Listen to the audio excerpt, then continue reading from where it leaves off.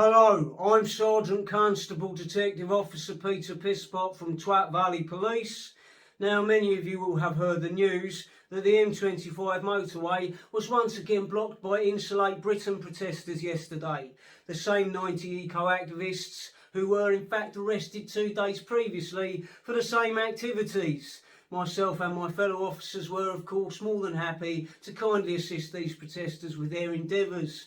They arrived at rush hour and we immediately sprang into action, letting them know that if they were in any discomfort or needed anything, we were there for them. Obviously these protesters will have had an early start, probably no time for breakfast, so myself and my fellow officers duly did a tea run for them, handing out teas, coffees and a selection of biscuits and cakes. The motorway was brought to a standstill for several hours. 4 vehicles were involved in a crash, resulting in one 50-year-old woman being airlifted to hospital with serious injuries.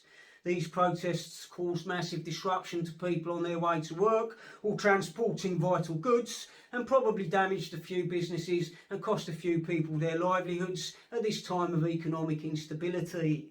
Nonetheless, we fully support these activists and their right to protest, and we were happy to get involved and make it a fun day out for them. Sometimes you have to prioritise the human rights of protesters above the human rights of people whose lives are being adversely affected by their protest.